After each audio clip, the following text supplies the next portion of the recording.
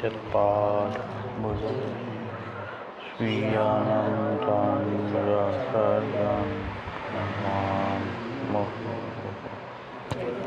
ग्रहतो वदन्तु सर्वदुःखादिकोपरि तमहं सर्वदा वन्दे श्रीमद्वल्लभम् अज्ञानतिमिरान्धस्य ज्ञानाञ्जनशलाकया चक्षुर्मीलितं येन तस्मै श्रीगुरवे नमामि हृदये श्रीश्रीलीलाप्तिसारं लक्ष्मीसहस्रलीलाभिः सेव्यमानं कलात् चतुर्भिश्च त्रिभिस्तथा षड्भिर्विराजते योऽसौ पञ्चधा।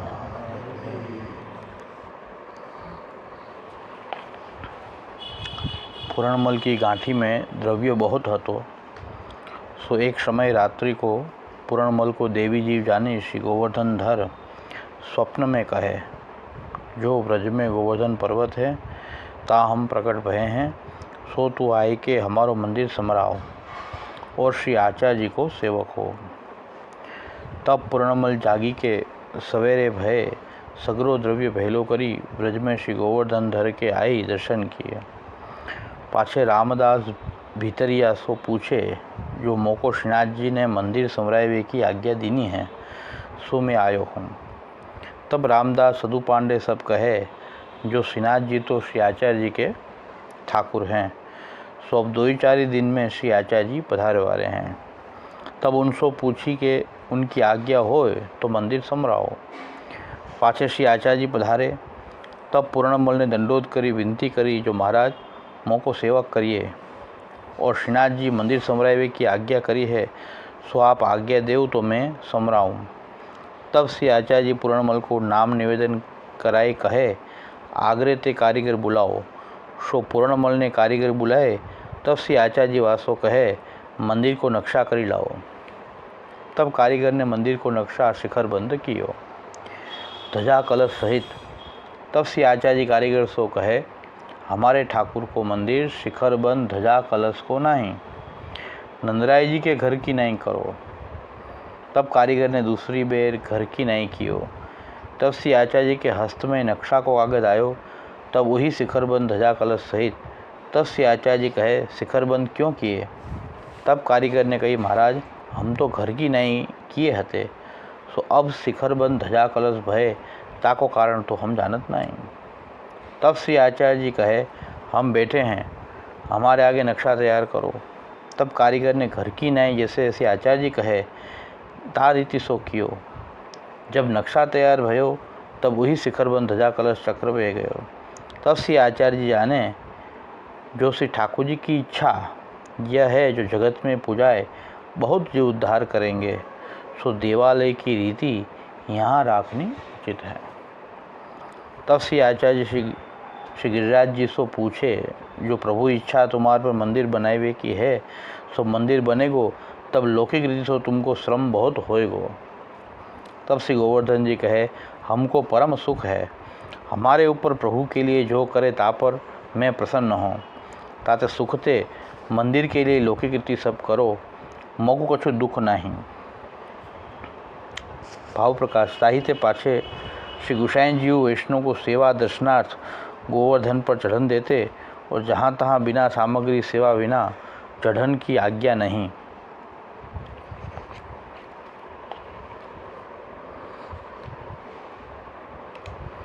આજથી શ્રી મહાપ્રભુજીની બડી વધાઈનો પ્રારંભ બતાવે છે। એટલે આપણો શ્રી મહાપ્રભુજીનો ઉત્સવ મનાવવાની શરૂઆત આપણે આજથી જ કરીએ છીએ। તો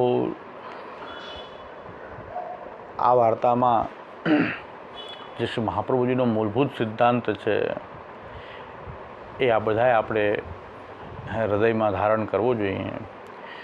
જો આપણે શ્રી આચાર્ય ચરણને પોતાના ગુરુ આપણા આચાર્ય ચરણ સાક્ષાત ઠાકોરજીના મુખારબિંદ સ્વરૂપ આનંદ પરમાનંદ રૂપ જો આપણે શ્રી આચાર્યચરણને જો આપણે માનતા હોઈએ તો આપની વાણી, આપનો સિદ્ધાંત એ બધામાં જ પરમાનંદ ભરેલો છે, કારણ કે બધું જ આપનું સ્વરૂપ છે.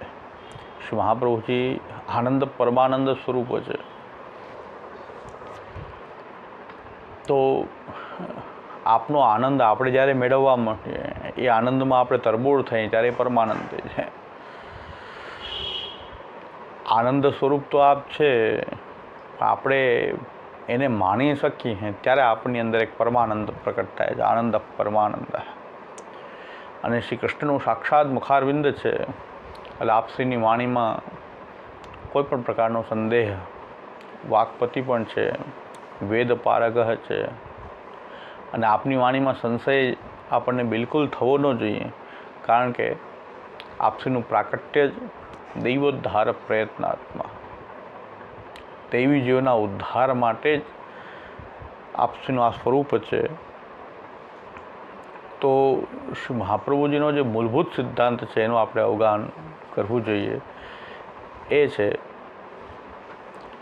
શરણાગતિ, સમર્પણ, સેવા, ભક્તિ ખાલી સિદ્ધાંત નથી, પણ એ લીલા અનુભૂતિની રીત છે. લીલા અનુભૂતિ કરવા માટેની ઇન્દ્રિયો છે આ ચાર. એટલે મૂળભૂત સિદ્ધાંત આપણો લીલા અનુભૂતિ છે. એ લીલા અનુભૂતિ શરણાગતિ, સમર્પણ, સેવા, ભક્તિની ઇન્દ્રિયોથી, કારણ કે કોઈ ઇન્દ્રિયો જે છે એ એના વિષયને, આંખ જે છે એ સાંભળી ન શકે, કાન છે જોઈ ન શકે. એવી રીતે ભગવાનની લીલાને જો આપણે માણવી હોય તો એ પ્રકારની કોઈ ઇન્દ્રિય તો જોઈએ કે જેથી કરીને આપણે લીલા સાથે આપણે એને કનેક્ટ થઈ શકીએ. તો એટલા માટે મહાપ્રભુજીએ આપણને આ ચાર સિદ્ધાંત આપ્યા છે. ખાલી સિદ્ધાંત, કોરા સિદ્ધાંત નથી, ખાલી એમને પછાડવાના, ધોકા પછાડવા માટે સિદ્ધાંત નથી, પણ લીલા અનુભૂતિ. આપણે ભૂલી જઈએ છીએ કે સિદ્ધાંત શેના માટે છે. શ્રી મહાપ્રભુજી લીલા અનુભૂતિ, જે ભગવાનની લીલાની અનુભૂતિ થાય, એ અનુભૂતિ કેવી રીતે કરવી એના માટેના આ સિદ્ધાંત શ્રી મહાપ્રભુજી પ્રકટ કર્યો છે. બ્રહ્મવાદની અંદર પણ મહાપ્રભુજીએ લીલાર્થ સૃષ્ટિવાદ, એ શ્રી મહાપ્રભુજીનું આ ભારતીય દર્શનમાં સૌથી મોટું પ્રદાન, લીલાર્થ સૃષ્ટિવાદ. બધી જ સમસ્યાઓ જ આવી રહી છે એ આ લીલાર્થ સૃષ્ટિવાદથી સમાધાન થઈ શકે. ભગવાન બધાને દુઃખ સુકામ દઈ રહ્યો છે, અને ભગવાન જો સર્વશક્તિમાન છે તો એના સૃષ્ટિ ઉપર કંટ્રોલ કેમ નથી, કેમ બધું દુરાચરણ થઈ રહ્યું છે, પાષંડ થઈ રહ્યું છે, આપણે ધ્રુજી જઈએ, એવા ખોટા કાર્ય થઈ રહ્યા છે. શું ભગવાનનો કંટ્રોલ નથી? તો સર્વશક્તિમાન નથી. આ બધા ઘણા બધા આક્ષેપો જો ભગવાન ઉપર આવશે તો એનું નિરાકરણ લીલાર્થ સૃષ્ટિવાદથી થઈ શકે છે. એ ભગવાન પોતાનું જે સ્વરૂપનો જ વિસ્તાર છે અને લીલાર્થ છે. બ્રહ્મનું જે સ્વરૂપ જે છે એ આખી આ સૃષ્ટિ પોતાના સ્વરૂપનો જ એને વિસ્તાર કરેલો છે. પોતાની અંદર ભરેલા નામ, રૂપ અને કર્મ, એ અંદર જે બધું ભરાયેલું કર્મ જે છે એને પોતાની આ સૃષ્ટિમાં એ જ બધું બહાર એને પ્રકટ કર્યું છે. એટલે બહુ આનંદવાળી વાત તો એ છે કે આપણું આ રૂપ, આપણું આ નામ પણ ભગવાનની અંદર ભરેલું હતું, એમાંથી આપણે બધાય છીએ. તો એ જ્યારે આપણે એ દૃષ્ટિ આપણામાં આવે ત્યારે આપણને પણ આપણા ઉપર ગૌરવ થાય કે ભગવાનની અંદર હું ભરાયેલો છું, અને ભગવાનને પોતાની અંદર ભરાયેલા મારા રૂપને, નામને એને બહાર પ્રકટ કર્યું છે. પણ આપણને એમ થાય કે હું છું, કે ભગવાનનું કંઈ અંદર ભરાયેલું રૂપ હું ક્યાં છું, હું તો અલગ છું, હું તો મારા માતા પિતાની સંતતિ છું, હું તો આ બ્રાહ્મણ છું, ક્ષત્રિય છું, વૈશ્ય છું.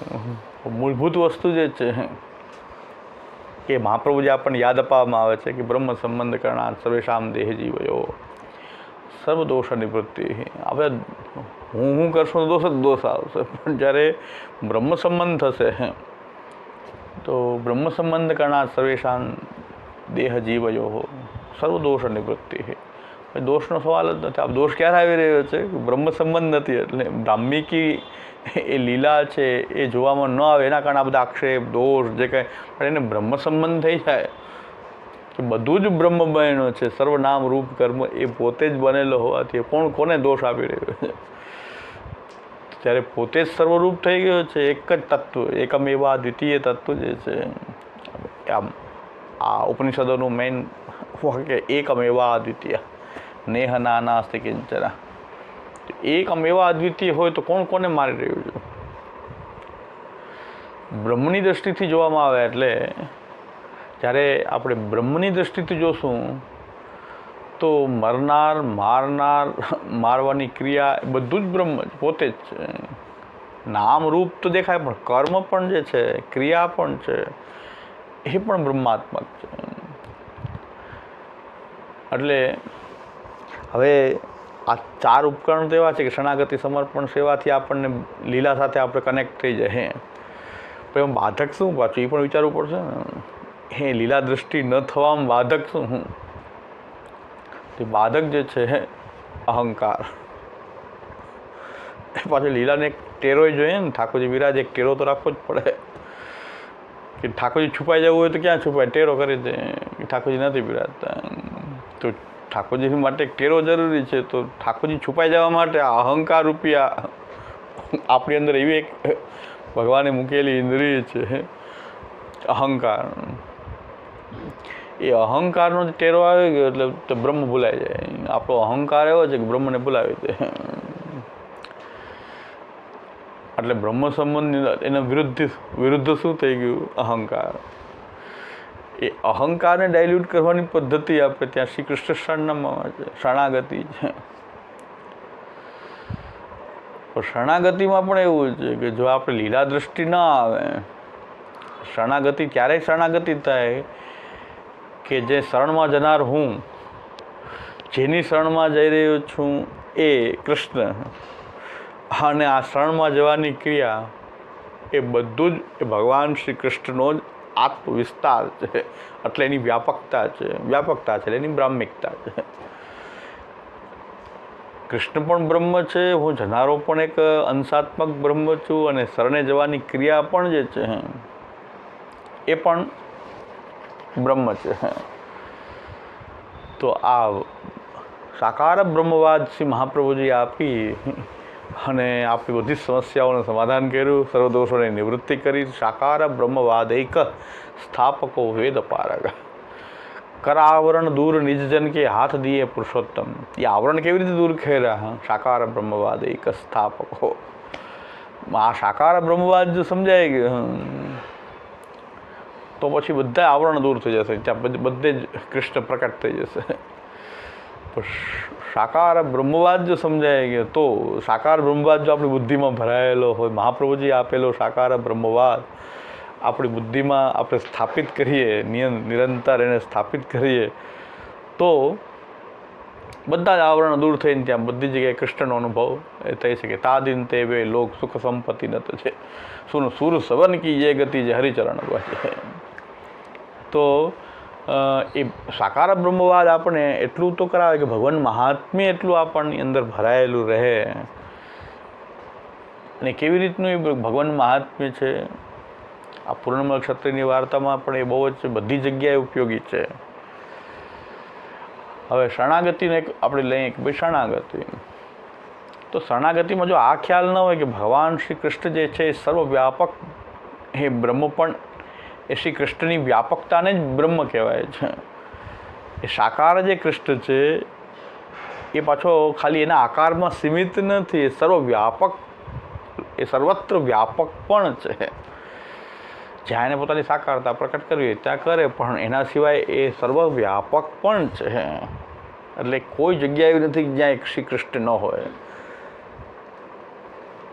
શ્રી કૃષ્ણ ન હોય એવી કોઈ જગ્યા નથી, કારણ કે એની કૃષ્ણ જ મોજૂદ છે. જેવી રીતે સૂર્યનો પ્રકાશ ફેલાયેલો છે તો સૂર્યનો પ્રકાશ સૂર્યના બિંબ સુધી એ સીમિત નથી, એ લાખો યોજનમાં પથરાયેલો છે સૂર્યનો પ્રકાશ. અને જ્યાં સુધી સૂર્યનો પ્રકાશ છે ત્યાં સુધી સૂર્યની ઉપસ્થિતિ છે. પ્રકાશ રૂપે તો સૂર્ય જ છે, પ્રકાશ રૂપે સૂર્ય ઉપસ્થિત છે. આપણે એમ કહીશું ના પ્રકાશને માની પણ સૂર્યને ન માની. ઘણા એમ કહે ના ના અમે આ જગતને તો બધું માની પણ ભગવાન છે એવું માનતા. હા એનો કારણ કે આ સાકાર બ્રહ્મવાદને સમજાયતા હોય કારણ કે અમે જગતને માનીએ પણ એનો કોઈ ભગવાન બનાવવાવાળો છે એવું ન માને.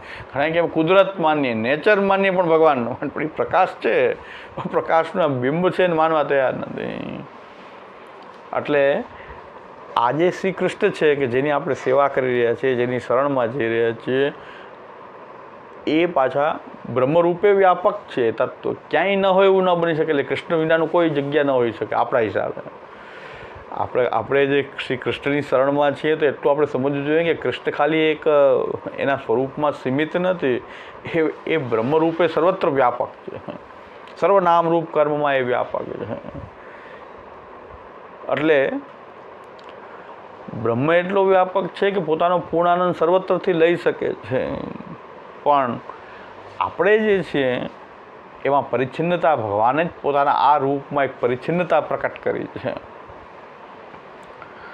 પરિચ્છિન્નતા એટલે કંઈક લિમિટેડ, આપણી અંદર કંઈક લિમિટેડ સામર્થ્યવાળા આપણને બનાવ્યા છે ભગવાન. આપણી એવી વ્યાપકતા નથી, પણ ભગવાન પોતે વ્યાપક છે. પણ એમાં આપણા જે આપણને પણ એક રૂપ ભગવાને આપ્યું છે, એમાં બધામાં આપણી અંદર એક પ્રકારની લિમિટેડ, એટલે કે એનું સામર્થ્ય એકદમ પરિચ્છિન્ન અને કુંઠિત સામર્થ્યવાળા આપણને બનાવ્યા છે ભગવાન. તેમાં કોઈ ચિંતાની વાત નથી કે આપણે કુંઠિત સામર્થ્યવાળા છીએ તો છીએ, પણ એના દ્વારા ભગવાનને ક્યાંક લીલા કરવી છે ને આપણે બધા એવા સામર્થ્યવાળા રાખે તો લીલા જ ન થાય. ભગવાનને જે લીલા કરવી ન થાય, ભગવાન જેવા સામર્થ્યવાળા આપણે બધા ભરી જઈએ. કોઈ ભગવાન પોતાનું સામર્થ્ય બધા એમ પ્રકટ રાખે તો ભગવાનને જે લીલા કરવી છે બંધનની, મુક્તિની, જ્ઞાનની, કર્મની, ભક્તિની, બંધન પછી મોક્ષ, પોતાની લીલાની અનુભૂતિ, એ આનંદ પરમાનંદ જે ભગવાને પ્રકટ કરવો છે, જો બધાની અંદર જો ભગવાન એવું વ્યાપકતા બધાની રાખે તો ભગવાન કહે છે આત્મરમણમાં શું વાંધો હતો? તો પછી ભગવાન પોતે તો પોતાનામાં આનંદ કરતા હતા, એમાં શું વાંધો હતો જો બધાને એવા જ બનાવતા હતું? પણ જ્યારે ભગવાને કોઈક લીલા કરવી રહી છે, એનો આનંદ લેવો, તો કંઈક પરિચ્છિન્નતા પણ ભગવાન પ્રકટ કરી રહ્યો છે. તો આપણી પરિચ્છિન્નતામાં આપણને કોઈ પાપ બુદ્ધિ, હેય બુદ્ધિ કે કુંઠાની બુદ્ધિ ન હોવી જોઈએ. કારણ કે આપણે વૈકુંઠ, કુંઠાથી રહિત અને વૈકુંઠ કહેવાય. આપણે વૈકુંઠમાં રહેવું જોઈએ કે ભાઈ ભગવાને બનાવ્યા છે એવા છે, એને ભગવાને આપણને લિમિટેડ સામર્થ્યવાળા બનાવ્યા છે તો આપણે એવા જ છીએ. એટલે પણ ભગવાન જે છે એ આપણા સુધી સીમિત થોડો છે, એ તો સર્વવ્યાપક છે, એ આપણે ભૂલવું ન જોઈએ. એની વ્યાપકતાને ન ભૂલીએ, એને બ્રાહ્મિકતાને ન ભૂલીએ. સાકાર બ્રહ્મવાદ જે છે આપણો, એ જ આપણને સમજાવે છે કે આપણે ભક્તિ માર્ગી છીએ, આપણે પુષ્ટિ માર્ગી છીએ, પણ બીજા માર્ગો પણ છે ત્યાગના, વૈરાગ્યના. ધર્મથી જેટલો બધો ક્લેશ ઉત્પન્ન થાય છે એનું કારણ છે કે ધર્મના પાલનમાં નિષ્ઠા નથી, પણ બીજાને બધાને એ જ ધર્મ થોપવામાં આ બધાની નિષ્ઠા છે. બધા એક જ પ્રયાસ કરે ધર્મ, કોઈ પણ ધર્મવાળા હશે, પોતાની નિષ્ઠાથી પોતાનો ધર્મ પાળવો, એને બદલે બીજાને કેમ નીચા પાડવા, બીજાને કેવી રીતે પોતાનામાં ખેંચવો, સર્વનો પ્રયાસ. મહાપ્રભુજીનો એકનો જ પ્રયાસ એવો છે કે દૈવોદ્ધાર પ્રયત્ન, કે દૈવી જીવો. મહાપ્રભુજી એમ નથી કીધું કે બીજા માર્ગો નથી. પુરુષોત્તમ જોશીએ પણ મહાપ્રભુજીને પૂછ્યું, આપ તો આચાર્ય છે, જે સિદ્ધાંત આપે સ્થાપન કરવાનો છે એ પ્રમાણે પોતે આચરણ કરી અને બોધ કરનારા છે. શ્રી મહાપ્રભુજી આચાર્યજી કહેવાનું તાત્પર્ય આપણું એ છે કે જે મહાપ્રભુજી આપણને ઉપદેશ કરે, જે આપણને સિદ્ધાંત આપણને આપી રહ્યા છે, એનું પોતે પાલન કરી અને હંમેશા ઉપદેશ કર્યો છે. મહાપ્રભુજી પહેલાં પોતે પાલન કર્યું. એટલે આ માર્ગની અંદર 500 વર્ષ સુધી પણ હજી એવી તાકાત અને નિષ્ઠા, અને આ 500 વર્ષ પછી પુષ્ટિ માર્ગ અડીખમ ઉભો છે. આટલા પ્રહાર થઈ રહ્યા છે, રોજ પુષ્ટિ માર્ગ ઉપર ખૂબ પ્રહાર થઈ રહ્યા છે, સવારથી સાંજ સુધી. પણ પુષ્ટિ માર્ગ હજી સુધી અડીખમ છે. એનું તાત્પર્ય છે કે શ્રી મહાપ્રભુજી દૈવોદ્ધાર પ્રયત્નાત્મક હોવાથી આપે આચરણ કરીને સિદ્ધાંત આપેલો છે. અત્યારે પણ કોઈ સિદ્ધાંતને કોઈ જીવે એની અંદર એ જ શ્રી મહાપ્રભુજીનું બલ, એ બલ મહાપ્રભુજીનું છે કે અત્યારે પણ આપણને એ સિદ્ધાંત આપણને એ એટલું જ બલ આપી રહ્યો છે. કોઈ પ્રહારની અસર આપણને થતી નથી. પ્રહાર ખૂબ છે, પુષ્ટિ માર્ગને લુપ્ત કરવાના તો ખૂબ પ્રયાસ થઈ રહ્યા છે. પુષ્ટિ માર્ગને એકદમ જે સનાતનના સ્માર્ત ધર્મ છે એવો બનાવવાનો પ્રયાસ પણ થઈ રહ્યો છે. પણ છતાં પણ જ્યારે મહાપ્રભુજીના સિદ્ધાંતનું કોઈ પાલન કરે નિષ્ઠાથી, કારણ કે આ સિદ્ધાંત તો મહાપ્રભુજીએ પોતે પાલન કરેલો છે અને ઉપદેશ કરેલો સિદ્ધાંત છે. હજી સુધી એ મહાપ્રભુજીનું બલ એવું છે, એ સિદ્ધાંતને કાંઈ જેને પુષ્ટિમાર્ગી જે સિદ્ધાંતને જીવવો છે, જે લોકો એમ કહે આ બધા વાતાવરણમાં કેમ જીવી શકાય, એટલે સમજી લેવું આને જીવવો નથી, આને કંઈક બહાનું જોઈએ છે, અમે કેમ કરી શકીએ, બધું આમ ચાલતું એમાં આપણે કેમ રહી શકાય. એટલે એનો મતલબ કે આને નિષ્ઠાથી આ માર્ગને જીવવાની કોઈ ઘણા બની ગયા છે સિદ્ધાંતવાળા ઘણા, પણ પછી પાછા બહાના એમ કાઢતા હોય કે પછી કે એ બહાનું એવું બતાવે કે અત્યારે બધા આવું થતું કે કેટલું આપણે બચીને રહી શકીએ, એટલે અમે તો બધા સારા જ છે પણ આ વાતાવરણ એવું ખરાબ છે. ખોટી વાત છે, હું તો બિલકુલ ખોટું માની રહ્યો છું કે ખોટી વાત છે કે વાતાવરણની કોઈ નિષ્ઠાથી જો માર્ગનું આચરણ, કારણ કે આ સિદ્ધાંત મહાપ્રભુજીએ પોતે આચરણ કરેલો છે અને એ આચરણ કરી અને બોધ કરેલો છે, તેમાં સાક્ષાત શ્રી મહાપ્રભુજી બોલી રહ્યા છે સિદ્ધાંતમાં. તો એ ક્યારેય લુપ્ત કેમ થઈ શકે, કોઈ કાલથી કેવી રીતે લુપ્ત થઈ શકે, અડીખમ એ આપણે બધા સામે પણ અડીખમ ઉભા રહીમાં આપણું કોઈ સામે ટકી ન શકીએ કે 2-4-5 ગુંડા આવીને મારે તો આપણે આપણે શું કરી શકીએ, પણ કંઈક બલ છે કે એની સામે કોઈ જોઈ શકતું નથી. એ શ્રી મહાપ્રભુજીનું એવું હજી સુધી રોષદક પાદ સંપૃષ્ટ વક્તૃત્વ વક્ત સેવિતા, એ સર્વશક્તિ એ સર્વશક્તિ ધારણ કરનારા, એ સર્વશક્તિ દ્રક છે શ્રી આચાર્ય છે કે સર્વ અલૌકિક શક્તિઓથી યુક્ત છે, અને એ બલ આપણી અંદર પ્રકટ થાય, જ્યારે સિદ્ધાંતનું પાલન કરી થાય એ બલ પ્રગટ થાય. મને તો 50-50 લોકોએ ઘેરી લીધેલો, મેં કીધું આ તો મહારાજ આ બધા જો બધા પાસે તવી તો ભીતરમાં અંદર લઈ ગયા હતા ને ત્યાં બધા એકદમ આવીને હલ્લો બોલાવી, 40-50 જણા મરજાદી એકદમ બધા હલ્લો બોલાવી દીધો. ભાઈ 40-50 જણા ભેગા થઈને તો આપણું શું આવે, બધા એક બે તવીથા એકાદ તવી તો મારી દે માથામાં તો ત્યાંની ત્યાં પૂરું થઈ જાય. મેં કીધું આપણે એકલા છે ને, આપણે તો આપણને અંદર છટકાવા અંદર લઈ તો ગયા કે અંદર પધારો ભોગ ધરવા માટે, પછી બધા એકદમ હલ્લો બોલાવ્યો. મેં કીધું આજે તો આ બધા અને અંદર તો મરજાદીના જે ભીતરમાં તો બીજા બહાર આપણા વેશ ન હોય ને તો બધે પેન્ટ શર્ટ વાળા તો બહાર રહેવું પડે ને, એને તો પહેલાં કે તમે અહીં બેસજો ભોગ ધરવા પધરાવી જાય છે, અને પછી બધા એકદમ હો કરવા માંડે. ત્યારે એક બે વચન જ મેં કીધા બધા શાંત થઈ ગયા.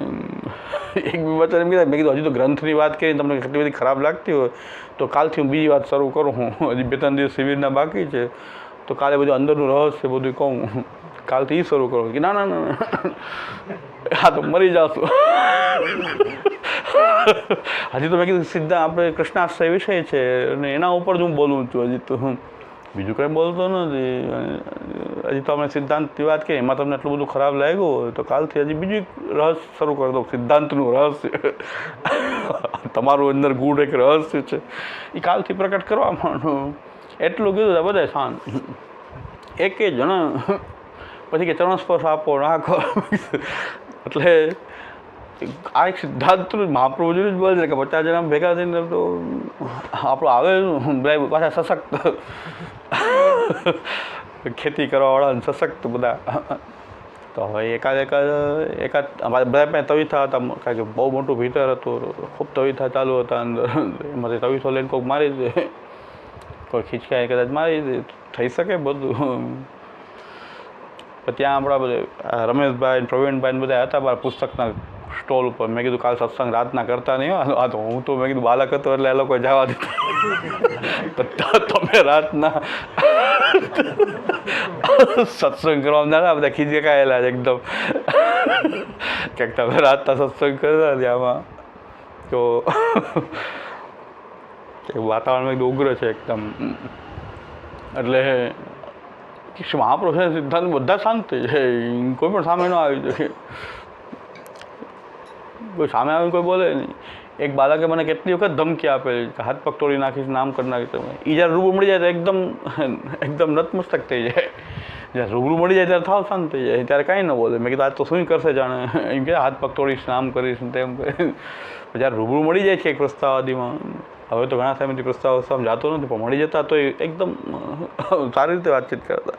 તો ત્યારે મને એમ થતું કે આપણું બલ નથી, આમાં કૃષ્ણ મહાપ્રભુજીનો સિદ્ધાંત કંઈક બલવાળો છે કે જે બધા એકદમ શાંત થઈ જાય, જોઈને જ એકદમ શાંત થઈ જાય. આપણને જોઈને નહીં, એમાં કંઈક મહાપ્રભુજીનું સિદ્ધાંતનું બળ એવું છે. વૈષ્ણવ પણ કે જે મહાપ્રભુજીના સિદ્ધાંતનું પાલન કરી રહ્યા છે, બધી વિપરીત પરિસ્થિતિઓમાં કરી રહ્યા છે, એવા ઘણા વૈષ્ણવ છે કે એને કોઈ અસર નથી કરતી. પરિવાર આ તે બધા જ વિરુદ્ધ હોય અને એની વચ્ચે અડીખમ રહીને મહાપ્રભુ સિદ્ધાંતનું પાલન કરતા હોય એવા ઘણા વૈષ્ણવ. હું એક એવું ન કહી શકાય, પણ એવા ઘણા વૈષ્ણવ છે કે જે બધી વિપરીત પરિસ્થિતિઓમાં પણ મહાપ્રભુ સિદ્ધાંત અડીખમ પાલન કરી રહ્યા છે. એ કોનું બલ છે? હા, શ્રી મહાપ્રભુજીએ આ સિદ્ધાંતનું પાલન કરીને આપણને કીધું છે. એટલે એ સિદ્ધાંતમાં મને એમ લાગે છે કે મહાપ્રભુજી આ સિદ્ધાંત રૂપે પણ એ મહાપ્રભુજી જ બિરાજી રહ્યા છે. એના કારણે આપણને કોઈ પ્રકારની ગમે એટલા પ્રહાર થાય, વિપરીતતા થાય, પણ પુષ્ટિમાર્ગ કોઈથી લુપ્ત થઈ શકે એવું નથી. પુષ્ટિમાર્ગ લુપ્ત નહીં થાય.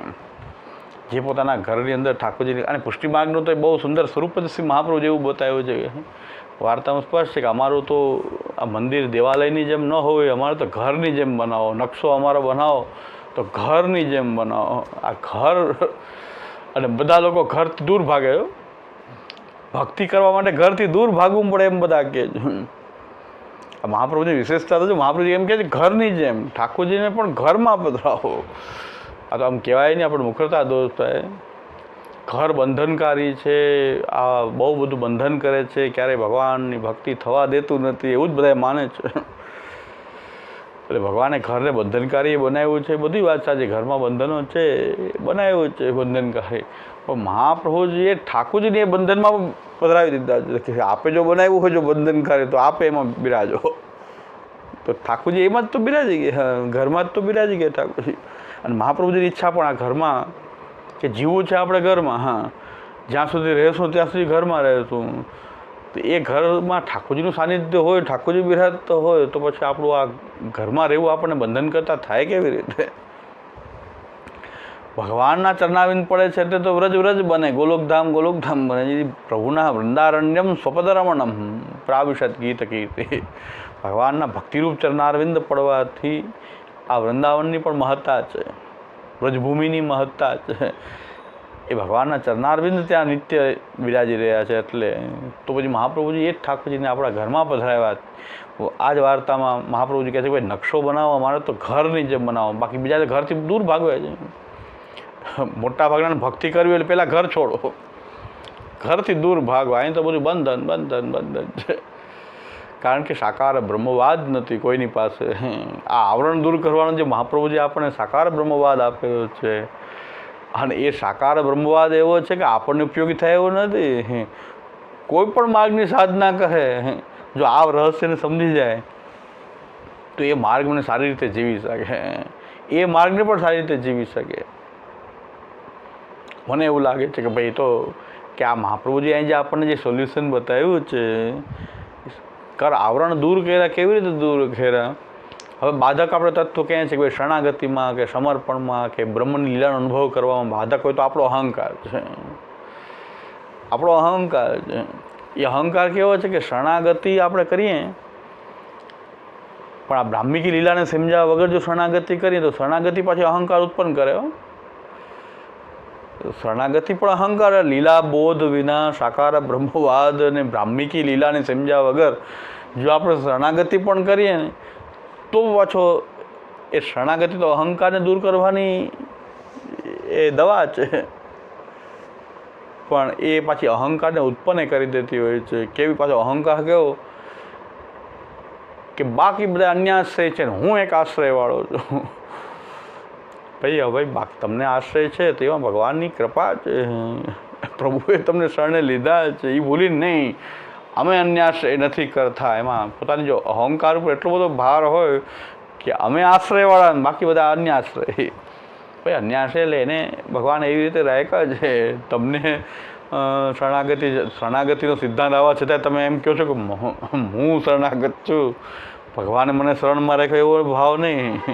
અને અમે અન્યાશ્રય, મરી જાય તો અન્યાશ્રય અમે ન કરીએ, બાકી બધા અન્યાશ્રય, બાકી બધા અન્યાશ્રય છે બધા નરકમાં જશે એમ, અને અમે સાથે લીલામાં સીધા જશું. એમાં શરણાગતિમાં ભગવાનની લીલાનો ભાવ ન હોય કે પ્રભુએ મને શરણે રાખેલો છે, બીજાને પ્રભુએ એવી પ્રવાહી લીલામાં રાખ્યા છે, અમને પ્રભુએ પુષ્ટિ લીલામાં અંગીકાર કર્યો છે, દૈવી જીવ તરીકે અંગીકાર કર્યો, પ્રભુએ એમને પ્રવાહી રાખ્યા છે, એટલે બિચારા એ પ્રવાહી છે. તેમાં એના પ્રત્યે એટલો હીન ભાવ રાખવો, અને એ આપણને બહુ બાધક થયું છે. કારણ કે આ પાકી મરજાદનો જ્યારથી પ્રચાર થયો, આમ તો થયો છે એ ગોકુલનાથજીના ઘરમાંથી, પણ બધા લોકોએ એ પ્રકાર અપનાવી લીધો.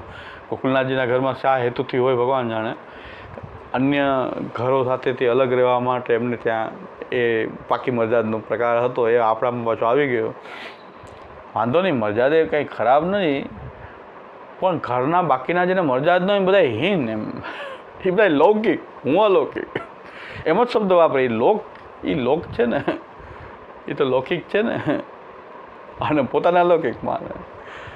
ઓલા પ્રત્યે કે આપણા ઘરમાં રહે છે, મેં એમનું નિવેદન ભગવાનને પ્રભુને કરેલું છે, મારા ઉપર કંઈ વિશેષ કૃપા છે, તો મને એમાં નથી રહે કે લોકમાં, પણ એ લૌકિક બધા હીન, એને એકદમ હીનતાની દૃષ્ટિથી જોવું, એ આપણને બહુ બાધક થયું છે. એમાં આપણને એક આપણો અહંકારનું પોષણ થયું કે હું પાકી મરજાદી. ઓલા બધા હોટલમાં ખાય છે ને, એ બજારમાં ખાય છે, કોઈ નાત જાતમાં ભોજન કરે છે, અસમર્પિત ખાય છે, તાવડી પછવાડે ખાય, અમે ભગવાન પછવાડે લે, આ બધામાં એક આપણો અહંકાર જ ત્યાં બોલતો હોય છે. જે વસ્તુ આપણને અહંકારને ડાયલ્યુટ કરવા માટે હતી, એમાં આપણે અહંકાર વધારી દીધો, અને એના કારણે આપણે પણ દુઃખી, બીજા લોકોએ દુઃખી, અને પરિવારના લોકોને પણ અભાવ, પુષ્ટિ માર્ગથી અભાવ, કેટલાય દુષ્પરિણામ ઉત્પન્ન થઈ ગયા. એક આપણો અહંકાર કેટલાને નડ્યો. એ લોકો એમ છે કે આ માર્ગ ખરા, આપણને કાયમ માટે જો તુચ્છકારીને કોઈ રાખતું હોય તો એના કરતાં બીજા માર્ગમાં જવું સારું, કે આપણને એકદમ તુચ્છકારથી રાખવામાં આવતું હોય.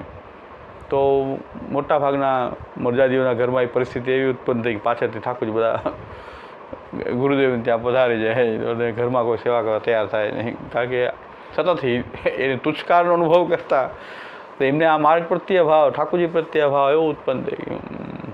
ભગવત સેવાથી વિમુખ બીજા લોકો પણ થઈ ગયા, કારણ કે સેવામાં મરજાદ હોય તો અવાય, એના અંદર આવા દેવા પણ રાજી નથી, કે સેવામાં પણ અંદર આવી શકે નહીં. તો ઠાકોરજી સન્મુખ જ નહીં થાય તો પ્રભુથી દૂર ને દૂર રહેશે.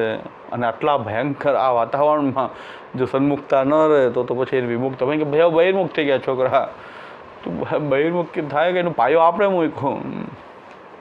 તો એમાં આ અહંકાર એવો છે કે જે ભગવદ લીલા, જે આપણી શરણાગતિને પણ જે કે એને દૂષિત કરે છે, સમર્પણના ભાવને દૂષિત કરી નાખે છે. બધી સારી વસ્તુ છે, પણ એમાં અહંકારપૂર્વક જ્યારે કરે ત્યારે ભક્તિ નથી રહેતી, ત્યારે ભક્તિભાવની વૃદ્ધિ કરવાનું નથી રહેતું, ત્યારે લીલા અનુભૂતિ કરાવવાનું નથી રહેતું. એ વિષયને આપણે કે ભાઈ અહંકાર જે છે એ અહંકાર કેવી રીતે એ ડાયલ્યુટ કરવો, એ અહંકારને કેમ આપણે તેની માટે લીલા બોધ, કે બ્રાહ્મિકી લીલાની અંદર કે ભગવાન જે છે એ આપણે બધા જ પ્રભુની શરણે તો છીએ. કોઈ આખો જીવ એવો નથી જે ભગવાનની શરણે ન હોય. ભગવાન એના રક્ષક ન હોય તો કોઈ જીવ જીવી શકે નહીં. 2-5 મિનિટ 2-5 સેકન્ડ ઓક્સિજન બંધ કરી દે તો બધું નાશ પામે. કોઈ 2-5 સેકન્ડ ઓક્સિજનની સપ્લાય આખામાં, જેમ ગેસની સપ્લાય બંધ થઈ જાય ને એમ ભગવાન કહે કે ઓક્સિજન સપ્લાય ખાલી 2-5 સેકન્ડ બંધ કરે તો સારા બધા લોકો બધા કોઈ રહે જ નહીં સૃષ્ટિમાં. તો રક્ષણ કોણ કરી રહ્યું છે? તો સર્વનો રક્ષક એ છે એ તો ભગવાન છે, છતાં પણ શરણાગતિની જરૂર શું છે? તો કે જે આ ભગવાનની લીલાને સમજી રહ્યા છે એને પ્રભુ પાસે જવાનું, કે આ ભગવાન આટલા આપણી પર કૃપાળ, જેને એવો અનુભવ થાય છે કે એ પરમ તત્વ જે સાક્ષાત શ્રી કૃષ્ણ, આપણી માટે શ્રી કૃષ્ણ પરમ તત્વ એટલે શ્રી કૃષ્ણ, એ શ્રી કૃષ્ણ બધાને જીવાડી રહ્યો છે, મને પણ જીવાડી રહ્યો છે, સર્વનો રક્ષક છે, મારો પણ રક્ષક છે. તો એના આનંદની પ્રાપ્તિ કરવી, એને પ્રાપ્ત કરવું, એના માટે મારે એની શરણે જવું જોઈએ. શરણે તો છીએ જ, ભગવાન નથી ઈચ્છતા કે બધા એ તો શરણે આવો તો જ શરણે છે તો જ તમારું રક્ષણ કરીશ એવું નથી, પણ આપણી અંદર જે ભગવાન એવો ભાવ પ્રકટ કરી રહ્યા છે કે આપણે ભગવાનને શરણાગત થઈએ. આ એક પ્રકટ ભાવ છે કે હું પ્રભુની શરણમાં છું. એટલે હું પ્રભુની શરણમાં છું એ આપણો જેને કે મુખ્ય ભાવ તો બહાર પ્રકટ થયેલો ભાવ આ છે. ગુપ્ત ભાવ આની અંદર બીજો એ પણ છે કે ભગવાન સર્વના રક્ષક છે, એનો રક્ષક હું બનું, એ ભગવાનની હું રક્ષા કરું. એ ભગવત ભાવરૂપ ભગવાન છે એની હું રક્ષા કરું. એ સેવ્ય રૂપમાં જો પધારે તો હું એની રક્ષા કરું. એટલા માટે હું ભગવાનનું શરણમાં જઈ રહ્યો છું. કારણ કે ધર્મો રક્ષતી રક્ષિત, ધર્મ એવો હતો હંતી. તો ભગવાન મારું રક્ષણ કરી રહ્યો તો હું ભગવાનનું રક્ષણ કરું. એ ગુપ્ત ભાવ છે. એ ભાવ આપણો ક્યારે પ્રકટ થાય છે કે સેવા વગેરેમાં આપણે કોઈ આપત્તિ આવે તો આપણે ભગવાનનું, આપણે એમ નહીં કહીએ કે ભગવાન મારું રક્ષણ કરો. એ ઠાકોરજીને પધરાવીને આપણે ભૂકંપ આવ્યો, હે ભગવાન મને રક્ષણ કરો, માને કંઈ થવું ન જોઈએ એવું આપણે કહીએ તો પુષ્ટિ જીવ નથી. પણ આપણે ઠાકોરજીને પધરાવીને બહાર નીકળી જાય આપણે ભગવાનના રક્ષક છીએ. તો આ ગુપ્ત ભાવ છે. એક ગૂઢ ભાવ હોય, એક પુમ ભાવ અને સ્ત્રી ભાવ જેમ છે, એક ભાવ પ્રકટ છે, એક ગુપ્ત છે. તો આપણે એક ગુપ્ત ભાવ એવું પણ છે કે તમે મારા રક્ષક હો કે ન હો પણ હું તમારો રક્ષક બનું.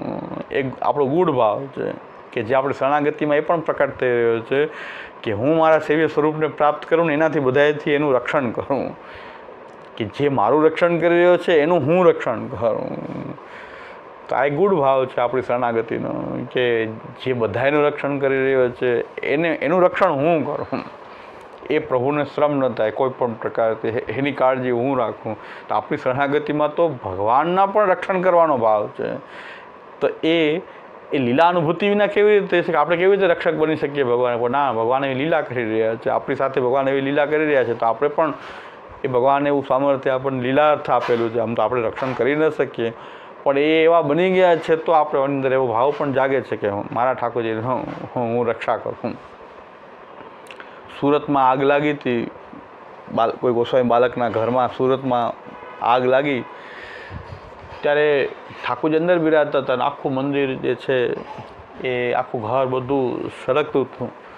કોઈની હિંમત જ થતી કે ઠાકોરજી અંદરથી પધરાવે. ત્યારે એક બેટીજી આગમાં કૂદી ગયા અને ઠાકોરજીને બહાર પધરાવી અને એ લીલામાં પધરાવ્યા. ઠાકોરજીને બહાર પધરાવ્યા, પોતે આખા દાજીને ત્યાં લીલામાં પધરાવ્યા. એવો આપણો ગૌરવમય ઇતિહાસ છે ને. ભગવાનને શું જરૂર છે? તો સર્વના રક્ષક છે તો એને આપણે શું બચાવી શકીએ? આપણે તો એવો જ ભાવ આવે છે ને કે આગમાં શું ભગવાનને શું થાય? ભગવાન તો આગ રૂપે એ જ છે ને, એ સર્વરૂપ પણ એ છે ને, એને શું થાય? એક બેટી બધા જોતા રહ્યા, બધા કોઈની હિંમત નથી ચાલતી કે આગની અંદરથી ઠાકોરજીને પધરાવે. એ બેટીજી કૂદી ગયા અંદર આગમાં અને ઠાકોરજીને પધરાવીને બહાર લઈ આવ્યા ઠાકોરજીને અને પછી ત્યાં લીલામાં પધરાવ્યા. એવો આપણો ઇતિહાસ છે કે તો આમાં શું આ શરણાગતિનો ભાવ કેવો છે? આપણો આ ગૂઢ ભાવ છે કે અમે અમારા પ્રભુના રક્ષક બનીએ, ઠાકોરજીને કંઈ ન થવું જોઈએ. તો એ આપણો શરણાગતિમાં રહેલો આ એક લીલાનું આદાન પ્રદાન જેવું છે કે ભગવાન લીલામાં રક્ષક પણ બને છે અને પાછા એટલા આપણી પાસે આપણને પણ રક્ષકનો ભાવ જગાડી શકે છે. તો આ શરણાગતિ જે છે હવે એને લીલારૂપથી જોઈએ તો આ લીલારૂપ શરણાગતિ છે. બીજી વસ્તુ કે લીલામાં કંઈક પ્રયોજન આવી જાય, અહંકાર આવી જાય તો એ લીલા પાછી લીલા ન રહે, એક કર્મ જેવી થઈ જાય, જળ થઈ જાય. એટલે પ્રયોજન વગર થાય તો લીલા. કાંઈ કારણ ન હોય કે તમે શું કામ ભગવાનને શરણે છો. તમને એમ થાય કે ના ના બધી રીતે મારું રક્ષણ થાય, ગ્રહ પીડાથી રક્ષણ થાય, મારું બધું કામ સિદ્ધ થાય, એટલે હું ભગવાનની શરણ માગ્યું. તો હવે એ શરણાગતિ જે છે એ લીલારૂપ શરણાગતિ નથી, કારણ કે પ્રયોજન જ્યાં પ્રયોજન આવે ગયું એટલે આપણે ત્યાં કોઈ પણ રીતે સકામ ભાવનો પહેલેથી જ નિષેધ છે. એનું કારણ છે કે મૂળભૂત સિદ્ધાંત લીલા અનુભૂતિનો છે. એટલે આ મૂળભૂત રહસ્ય આ છે કે આપણો સિદ્ધાંત જે છે એ લીલા અનુભૂતિનો છે કે ભાઈ આપણે લીલાની અનુભૂતિ કરવી, ભગવાનની એ લીલાની અનુભૂતિ એ આપણે કરવી. એ આપણો સિદ્ધાંત હોવાથી જો સકામ ભાવ આવ્યો એટલે પ્રયોજન આવી ગયું કે આના કારણે હું ભગવાનની સેવા કરું છું. અને જે રીતે કરતા હોય ત્યાં પ્રભુ શ્રી કૃષ્ણનું સ્વરૂપ જ તિરોહિત થઈ જાય. એ પુરુષોત્તમનું જે રૂપ છે તિરોહિત થઈ જાય. કારણ કે પુરુષોત્તમ તો કોઈ અહેતુકી જો ભક્તિ હોય તો જ એ પ્રાપ્ય છે. એ અહેતુકી ભક્તિ ન હોય તો તો એ પુરુષોત્તમનો સંબંધ થઈ શકતો નથી, કારણ કે એ તો લીલા વિહાર કરી રહ્યો છે. એ લીલાની આપણે પણ જો લીલા વિહાર કરવા માંડે હે, ભગવાન તો લીલાની અંદર પોતાની લીલાને આત્મરમણ, જેમ ભગવાન આત્મીય આનંદનો સમુદ્ર એને પ્રકટ કર્યો છે કે સ્વરૂપાત્મક એક આનંદરૂપ સમુદ્ર એને પ્રકટ કરીને એમાં એ લીલા વિહાર કરતો હોય, એમાં જો આપણે સામેલ થવું હોય તો આપણે પ્રયોજનને છોડી દેવું જોઈએ. તો આપણે પણ લીલા વિહારમાં સામેલ થઈ ગયા કે આપણા એ રક્ષક છે તો અમે પણ એની રક્ષા કરીએ, તો પરસ્પર એવો ભાવ જાગે છે. તો એક લીલા પ્રકટ છે, આપણે આપણે ઠાકોરજી વચ્ચે એક એ લીલા પ્રકટ થઈ. સકામ કે પ્રયોજન આવ્યું કે કંઈ અહંકાર આવી ગયો પાછો કે નહીં હું કંઈક ભગવાનનો સૌથી શરણાગત છું, બાકી બધા ખોટા. ભાઈ આપણી પર વિશેષ કૃપાની અનુભૂતિ થાય, પ્રભુએ આપણી પર કૃપા કરી, પણ બીજા લોકોને એવી રીતે નથી રહે.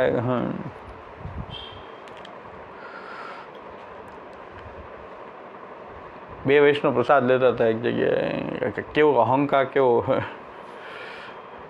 બે જણા પ્રસાદ લેતા હતા, બાજુમાં એને પૂછ્યું કે એ ધોતીબંડી પહેરેલા હતા, એ અપરસમાં જ પ્રસાદ લેતા હતા, બાજુમાં ઓલા અપરસમાં બેઠા હતા. એટલે ઓલા ભાઈએ પૂછ્યું તમે ક્યાંના પ્રસાદ લેતા હતા, પૂછ્યું ક્યાંના, કે મેં આ જ ગામના. તો પાકી મરજાદ છે, તો કે પાકી મરજાદ નથી પણ ભોગ ધરીને લે. ઓહો, કે ભોગ ધરી અહીં બાજુ બેસી ગયા. તો એને પોતાની પાતર લઈને ઉઠીને ભાગી ગયા. મરજાદી તો ઉઠીને અહીંયા કેમ બેસી ગયા, અને એ પોતાની પાતર લઈને સીધા ભાગ્યા. કેટલું પૂછ્યું કે અમે તો મરજાદ નથી, ભોગ ધરીને લે. તાતે કે પાતર ઉઠાવી, પ્રસાદ લેતા હતા પાતર ઉઠાવીને ભાગ્યા. કે બાજુમાં કેમ બે કે મરજાદ જશે આમાં. તો હવે શું કારણ હોય કે ઓલા કે સમજાણું નથી કે મારાથી, મેં તો એટલું કીધું કે અમે સકડી ભોગ ધરીએ છીએ. મરજાદ તો કે મરજાદ છે કે મરજાદ નથી. ઓય કે અહીંયા કેમ બેસી ગયા, તો પછી તમે ઓલા કે શું ભૂલ થઈ ગઈ કે ખબર ન પડી કે એ એમ ભાગ્યા, પાતર લઈને જ ભાગ્યા સીધા, ક્યાં તો ભોગ ધર્યા જ. આપણી આ સ્થિતિ, આપણું સિદ્ધાંતનું સંમેલન હતું એ આ મોટું સિદ્ધાંતનું સંમેલન તો ભારતભરના બધા જ સિદ્ધાંતવાળા વૈષ્ણવ એકત્ર થયા હતા. શામુદાય બિરાતા, હું હતો, બધા. ને એ જગ્યાએ પાછા આવ્યા હતા. તો કીધું કે પાતર લઈને શું કામ ભાગ્યા જ ખબર ન પડી. મેં કીધું ભાઈ એ મરજાદ વહી જાય તમારી બાજુમાં બેસે, તો એક લાઈનમાં બેસે, લાઈનમાં બેસવાથી મરજાદ આવે એટલે એને બીક લાગી ગયા જાશે મરજાદ. ભાગ્યા સીધા કે ઓલા ભાઈ મને પૂછ્યું કે આમ કેમ થયું, કે આ ભાગ્યા કેમ. મેં કીધું ભોગ ધર્યાથી એટલી બધી એલર્જી છે એ લોકો કે ભોગ ધર્યા છે, આ તો મરજાદ નથી, પાકી મરજાદ નથી. એટલે પાછું ભીતર એ લોકોનું હતું, એ ભીતર એ લોકોનું હતું. એટલે અને એ પાછું સિદ્ધાંત વગર પ્રસાદ લેવડાવતા હતા બધા સિદ્ધાંતવાળા.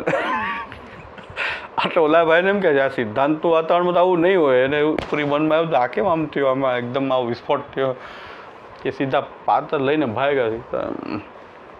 મેં કીધું આ તો ભાઈ તો ભાઈ બાકી મરજાદ, તમારે બાકી મરજાદ નથી ને. એટલે તો એટલે બાજુમાં જો બેસી ગયા પ્રસાદ તો એ મરજાદ જાય. અને પાછું બીજાના પૈસે દેવદ્રવ્ય ખાય તો એકેયની મરજાદ ન જાય. દેવદ્રવ્ય ખાઈ શકાય, દેવદ્રવ્ય ખાવામાં એને મરજાદ ન જાય. ને ઓલા ભોગ ધરીને લેતા બાજુ બેસા કે ભોગ ધર્યા છો તો પછી ક્યાંક કાંઈ બોલ્યા જ નહીં. એકદમ ધાસકો પડી ગયા, એમ કે મરજાદી જશે બાજુ બેઠા. એટલે ધોતી બંડી પહેરે ખબર ન પડી કે તો ક્યાંના છો, તો અહીંના છો, કે મરજાદ, કે મરજાદ નહોતી. તો પછી ક્યાંય બેઠા કે આટલો બધો અહંકાર આપણો એવો બધો છે કે લીલાનુભૂતિ તો આમાં વાત જ ન આવે, કે એમાં એટલું બધું પ્રબલ કે લીલાનુભૂતિનો તો કોઈ સવાલ જ નથી. કે ચાલો ચાલશે અત્યારે ભાઈ વાંધો નહીં, જરાક દૂર બેસી જાય, કે બીજાને એટલું ખરાબ લાગી જાય કે આપણે શું ભૂલ કરી નાખી. પ્રસાદ લેતા તો ઓલા એમ થયું મારાથી શું ભૂલ થઈ ગઈ કે આ એકદમ દોડીને ભાગ્યા, એકદમ પાતર લઈને એ પાતર આમ ભેગી કરી અને સીધા એ અંદર ક્યાંક બીજી જગ્યાએ બેસી ગયા. એટલે અહીંયા એવું બધું નાટક થતું, મેં તો હાવ નાટક જ બંધ કરી દીધું, કે લીલા જ બંધ કરી દીધી, પ્રસાદ લેવડાવવાનું જ બંધ કરી દીધું. પહેલાં એ પ્રસાદ લેવામાં એવું નાટક થતું કે ભાઈ અમે અહીંયા બેસીએ તો ત્યાં એને પાતર કરી દે, અહીં થોડાક મરજાદી બેઠા હોય, પછી થોડાક મરજાદી ન હોય પડે કે મરજાદી ન હોય ને ભાઈ વારે ન બેસીએ તો કાંઈ વાંધો. એની એક બીજી લાઈન ન મરજાદી પડી કે બારે ન લે અને મરજાદી સાથે તો બેસાય નહીં, એવા વચલા બધા ભોગ ધર્યા, નંસકડિયા, એ બધાને અલગ પાત્ર કરવાના, એ બધું કરી દેતા. ચાલો વૈષ્ણવ આવ્યો તો વૈષ્ણવ કોઈ પ્રસાદ લીધા વગર ન જાય, એ આપણે એવી ભાવના કે ભાઈ આવ્યા છે તો બિચારાને કોઈ સંકોચના કારણે એમને ન જાય, એને અલગ લાઈન કરી દીધી. ઓલાને બહાર પછી જનરલવાળા બધા બહાર, ઓલા મીડિયમવાળા બધા ઓલા અપર ને બાલ્કની બોક્સ, ઓલા બહાર બધા અપરવાળા એ બધા બહાર એક સાથે એક વિશિષ્ટ બાલ્કની, પછી એક બોક્સ હતું પહેલાં થિયેટરમાં, એક બોક્સ રહેતું પહેલાં, એ બોક્સવાળા એ અલગ જ હતું. એ બધી વ્યવસ્થા કરીને તો એક બાપા આવ્યા, બધે ફર્યા, અહીં બેઠા, અહીં ફર્યા. મેં કીધું બેસી જાઓ પ્રસાદ લેવા. એ કે અંદર સામગ્રી થાય ને ત્યાં પાત્ર કરો, ત્યાં બેસું. મેં કીધું ત્યાં નહીં બેસાયો, તમે લ્યો તો ઠીક, હવે આટલી તો વ્યવસ્થા કરી તો. ત્યારથી મેં કીધું હવે આ બધા જ પ્રસાદ લેવડાવવાની વાત નહીં, આપણે એક દુનામાં કાંઈક એક ટૂંક દઈ દેવી કોઈને, અથવા કાં આ જ પ્રસાદ ચાલુ રાખો. આટલી વ્યવસ્થા કરી તો કે હું આમ બેસું, આ મર્યાદીને ભેગા જ ના બેસું. ક્યાંક બીજામાં ફરતું વચ્ચે વચ્ચે આંટા મારે છે ને, કોઈ પેન્ટ શર્ટવાળા બાજુમાંથી નીકળે છે ને, ભોગધરીઓ નીકળી જાય તો બાજુમાંથી બહાર નીકળવું હોય એવી એકાંત જગ્યામાં કે હા સામગ્રી થાય કે ત્યાં બેસું, ત્યાં કેમ બેસાય? મેં કીધું એ અહીંયા પાત્ર કરો તો પ્રસાદ લો. નાયા, અપરસ કરી, બધું કરી, ચક્કર માર્યું, પડી કે આમ બધા ચક્કરમાં આમ પ્રસાદ લેવા બેઠો બાજુમાંથી નીકળે એવું એમાં નહીં ચાલે કે અંદર બેસું. મેં કીધું અંદર તો નહીં થાય, તમારે લેવો હોય તો ઠીક છે, હવે તો આનાથી વિશે વરજાદીઓ બધા બેઠા ત્યાં પાત્ર તમને કરી દે કે નહીં. આમ પેલા તો બધું નિરીક્ષણ જ કર્યા કરે. મેં શું વાંધો છે બોલો, અપરસ કરી, પછી બધે નિરીક્ષણ કરતાં કરતાં અહીંયા જો વાં જો, પણ તમારે ક્યાં બેસવું છે, કયો અહીંયા પાત્ર ધરી દે કે અહીંયા એકેય જગ્યા નહીં ચાલે. સાવ અંદર સામગ્રી થાય છે ને, ઠાકોરજીને ભોગ ધરાણ ત્યાં જે ઠાકોરજીની સામગ્રી કરીને ત્યાં ઠાકોરજીને ભોગ ધરાણા હોય, પછી કે ત્યાં જ મારી પાત્ર કરે તો લઉં. મેં કીધું ત્યાં તો નહીં થાય, બીજું તમે જે કહો ત્યાં કરી દે, પણ અહીં તો નહીં થાય. તો આ આદમી ત્યારથી મેં તો કીધું હવે આપણે આ કામ બંધ. કોઈ દિવસ કે આમાં તો અહંકાર એમ કે બીજા કરતાં આ બધા મર્યાદી બેઠા તો એનાથી એક અહંકાર ઊંચો કે એ બેઠા અહીંયા નહીં, તો પછી તો આ એક વિશિષ્ટ એક પ્રકારનો. એટલે પાછા કે આપની આજ્ઞા પ્રમાણે મેં કીધું હું તો કહું છું આપ આજ્ઞા કરો એમ કરું. મેં કીધું બેસી જાઓ ગમે એમ, કે ના એમ તો નહીં થાય. તો પ્રમાણ શું? મને કીધું પ્રમાણ. મેં કીધું બેસી જાઓ તો કે એમ નહીં, એ નહીં, અંદર બેસું. ભાઈ ત્યાં નહીં થાય એમાં. મેં કીધું હવે મેં કીધું મારો લીલાનો ભાવ પણ ખંડિત થઈ ગયો. એટલી હદે તો મેં કીધું ઠાકોરજીની જગ્યાએ તમને બેસાડવા મારું મન ન માને, મારું મન નથી માનતું ત્યાં બેસાડવામાં. કે હવે ત્યાં તમને કેમ બેસાડો? મેં કીધું ત્યાં બધી સામગ્રી રાખેલી છે, બધા સામગ્રી થાય છે, ઠાકોરજીને ભોગ ધરો બરાબર, પણ તમને ત્યાં જ બેસાડો. તો મેં કીધું હવે ત્યારથી મેં કીધું આપણે તો કોઈ દિવસ આ કામ નહીં, પ્રસાદ લેવડાવવાનું કામ નહીં. અચાનક કોઈ આવી જાય તો પાત્ર ધરી દે એ કહે તો, બાકી આ કામ કરવું નહીં. આપણે આ પ્રસાદ મહાપ્રભુજીની વાણીનો પ્રસાદ દેવો, બાકી આ પ્રસાદનો ધંધો કરવો જ નથી આપણે. કારણ કે આમાં આટલી બધી વ્યવસ્થા કરે, એટલી બધી માથાકૂટ કરવી કે ભાવ ખંડિત થઈ જાય. કોઈ લેવડાવવાનો ભાવ ખંડિત થઈ ગયો મારા કાયમ માટે, એલર્જી થઈ ગઈ. પ્રસાદ લેવાનું કંઈ આયોજન જ નહીં કરવાનું કે મેં બધા એવું કરે છે, આપણે આ બીજું રાખો, આ બંધ કરો. એટલે આપણે આપણો અહંકારનું પોષણ કરતાં કરતાં એટલો એક પોતાને ખબર ન પડે કે આપણો અહંકારનું પોષણ કરતાં એમના મનમાં કંઈ એવું નહીં હોય કે હું ઠાકોરજીની જગ્યાએ બેસીને લઉં એવું પડે. ક્યાંય અનુકૂળ ના આવી, એકેય જગ્યા એવી નથી કે જાય કે બીજા નહીં કે બાજુમાંથી કે ઓલા પેન્ટ શર્ટવાળા નીકળી જાય તો બાજુમાંથી ભોગધરી હાલી જાય તો પ્રસાદ લેતા બાજુમાં ચાલે તો જ છોવાય જાય. એટલો બધો કરંટ દૂરથી આવે. બાજુમાંથી નીકળી જાય. આમ અહીંયા તો બેઠા છો, આમથી કોઈ ચાલે તો શું વાંધો? ભાઈ ત્યાં સુધી એનું કરંટ આવે. તો આવે એવું આપણા કેવો અહંકારનું જ આપણે પોષણ કરતાં કરતાં આપણને ખબર ન પડે આપણે શું કરી રહ્યા છીએ, ભક્તિ કરી રહ્યા છીએ, શરણાગતિ, સમર્પણ, સેવા છે શું આ બધું. એટલો બધો કેવલ નિરંતર અહંકારનું જ પોષણ. એટલે પછી દુઃખી થવાનો ધંધો થાય, પછી હાથે કરીને આપણે દુઃખ ઉત્પન્ન કરીએ પછી તો, કારણ કે આપણે એટલા બધા ક્રાઇટેરિયા ઊંચા બનાવી દઈએ કે પછી હવે નીચું ઉતરવું બહુ તકલીફ થઈ જાય. પછી હવે આ કંઈ બને નહીં, તો જ્યારે શરીર થાકે ત્યારે એટલી બધી પીડા અનુભવ થાય કે આમાં આનંદ જ આનંદ, પુષ્ટિમાર્ગનો આનંદ આપણે કરીને લુપ્ત કરી રહ્યા છીએ. મહાપ્રભુ કહે છે કે આપદગત્યાદિ કાર્યેષુ હઠસ્ત્યાજ્યશ્ચ સર્વતા. આ સિદ્ધાંત જ સમજ્યા નહીં આપણે શરણાગતિનો, કે આપદગત્યાધિકારી શું હઠસ્ત્યાજ્યસ્ત સર્વથા.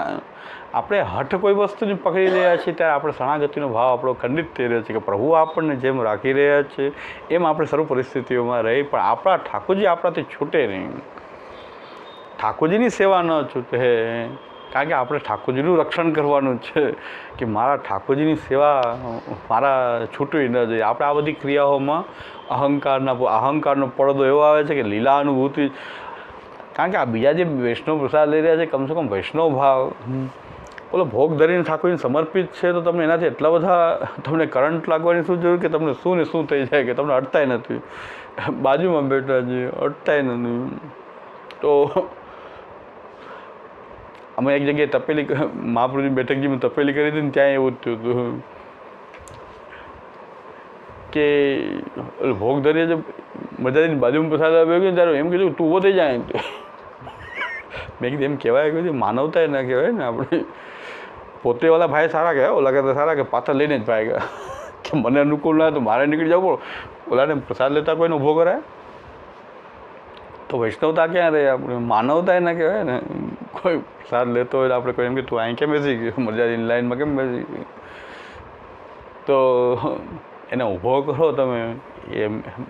એ મારા દેખતા જ મારાથી જ આ પાપ કર્મ થયેલું ને.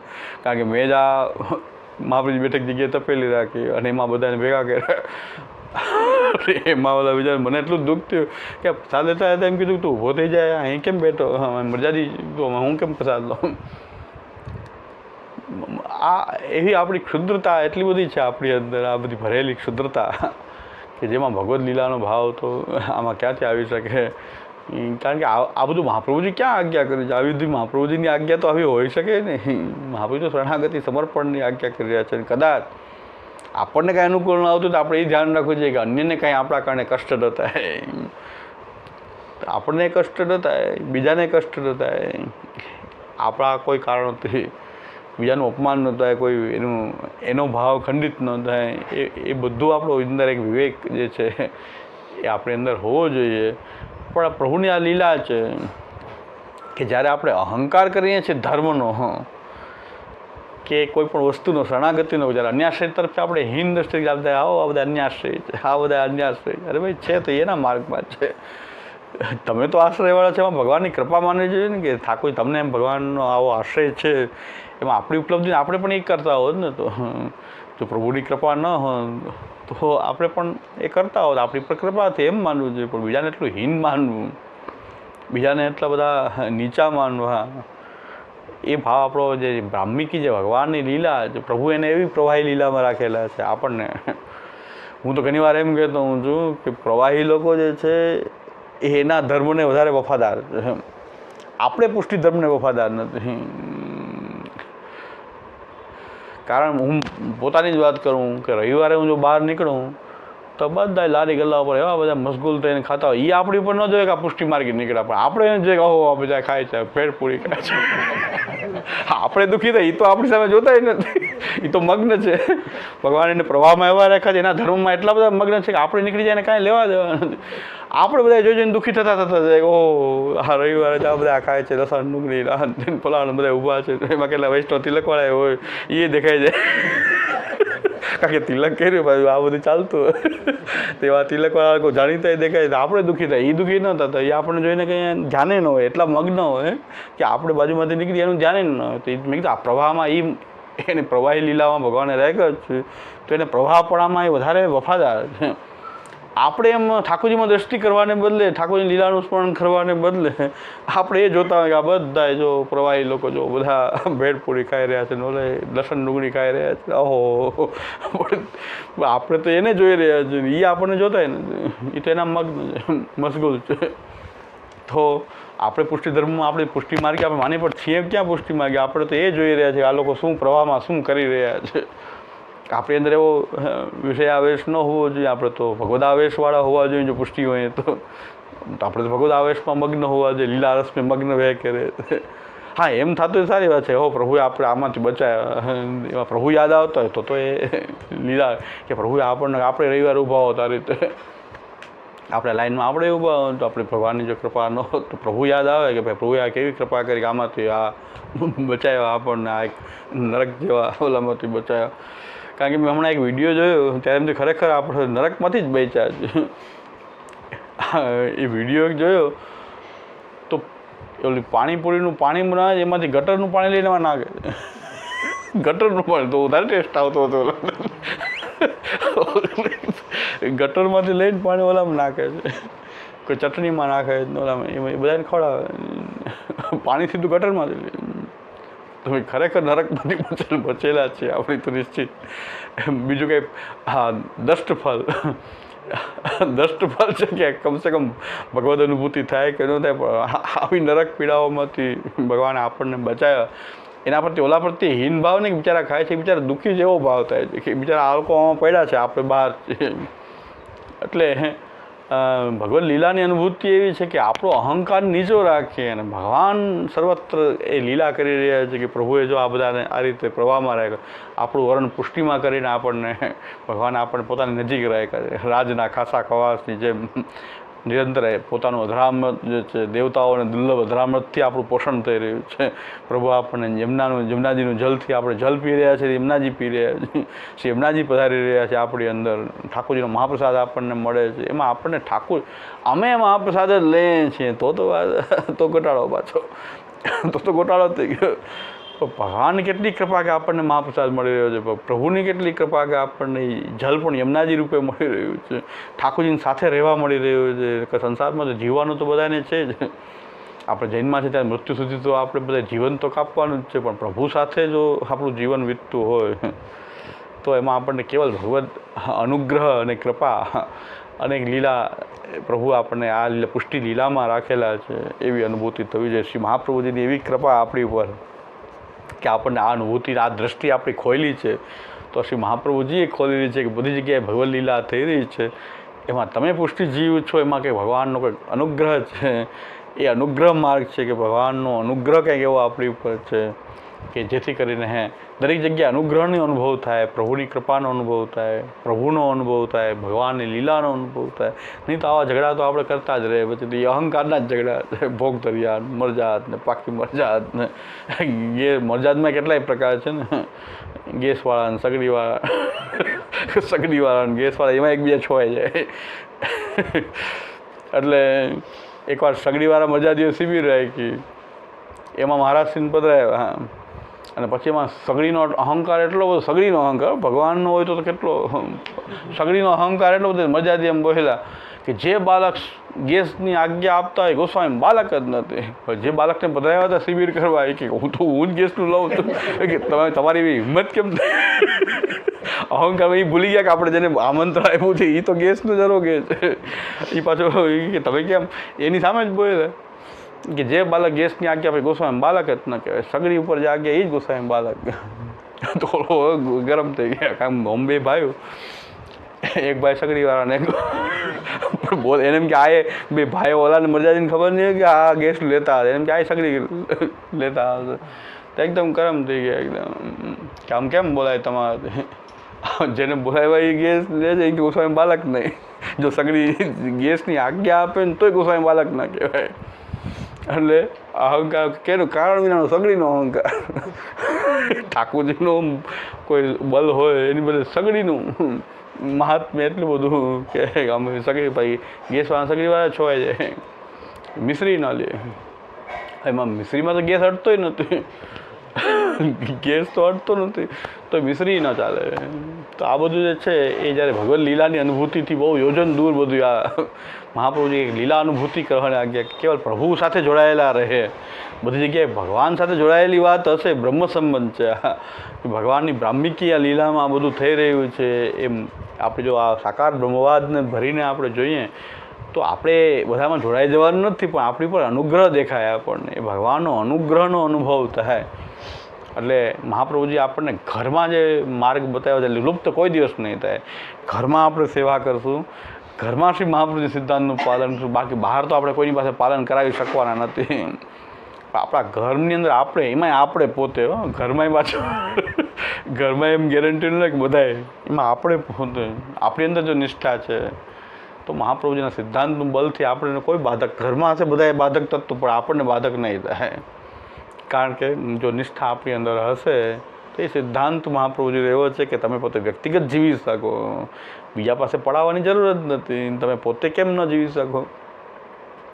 એટલે અને મહાપ્રભુજીનો માર્ગ એવો નથી કે સેવાથી જ જીવી શકાય, એ શરણાગતિ અને કથાથી પણ જીવી શકાય. તો એમાં શું બાધક થઈ શકે? ચાલો કોઈ સેવામાં બાધક થઈ શકે, પરિવાર કંઈ અનુકૂળ ન હોય તો એ પરિવારમાં રહીને સેવા કરવી તો કઠિન થઈ જાય. ઠાકોરજીને પણ શ્રમ થાય, કદાચ કરે કોઈ હઠથી તો ઠાકોરજીને શ્રમ જ થાય, કારણ કે ઠાકોરજીની અવહેલના થાય, નિંદા થાય, ઠાકોરજીનું અપમાન થાય.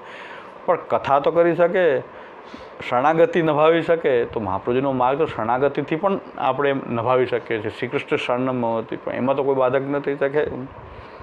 તો આ સિદ્ધાંત એવો છે કે ભાઈ તું શરણાગતિથી પણ આપણે પુષ્ટિ માર્ગમાં રહી શકીએ છીએ, શરણાગત થઈને રહી શકીએ પ્રભુના. પણ એ શરણાગતિ પાછી આપણી પ્રયોજન વગરની હોય તો એક લીલા પ્રકટ થાય એમાં કે હું પ્રભુનો શરણાગત છું અને ભગવાન જે છે એ બે, ભગવાને મને એ અંશરૂપ બનાવ્યો, પરિચ્છિન્ન બનાવ્યો, ઓછા સામર્થ્યવાળો બનાવ્યો, અને એ ભગવાન સર્વ સામર્થ્યયુક્ત છે, એની સાથે હું જોડાઈને રહું, એના ચરણમાં રહું, એ જોડાયેલો રહું. એટલે આપણા ગુસાઈજી એક અદ્ભુત, ગુસાઈજીનો આ વાત મને અદ્ભુત લાગી રહી છે કે છેલ્લે ગુસાઈજી જે સર્વોત્તમજીનું સમાપન કર્યું છે તો ક્લાઇમેક્સ કહી દીધું. ગુસાઈજીએ સર્વોત્તમજીમાં જે છેલ્લે કીધું એ તો પરાકાષ્ઠા છે ભાવની.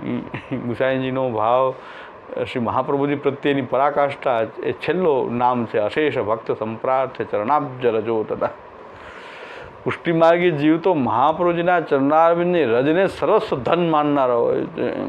એની સામે બધું જ તુચ્છ છે કે મહાપ્રભુજીના ચરણારવિંદની રજ અશેષ ભક્ત સંપ્રાર્થ્ય ચરણાબ્જ રજોધના. ભક્ત તો મહાપ્રભુજીના ચરણની રજ જ માંગી રહ્યા છે, એની બીજી કોઈ કામના નથી, લૌકિક વૈદિક કોઈ કામના નથી, ત્યાં ઉદ્ધારની કામના પણ નથી. અશેષ ભક્ત સંપ્રાર્થ્ય ચરણાબ્જ રજોધના. શ્રી મહાપ્રભુજીના ચરણની રજ જે છે એ સર્વસ્વ જેનું ધન છે. એ પુષ્ટિ માર્ગમાં તો શ્રી મહાપ્રભુજીના સેવકો એવા હોય છે કે જે મહાપ્રભુજીના ચરણારવિંદની રજ જે છે, આપણને મહાપ્રભુજીના ચરણારવિંદની રજ તો ઠીક, પણ મહાપ્રભુજી પોતાના સર્વસ્વનું દાન કરેલું છે.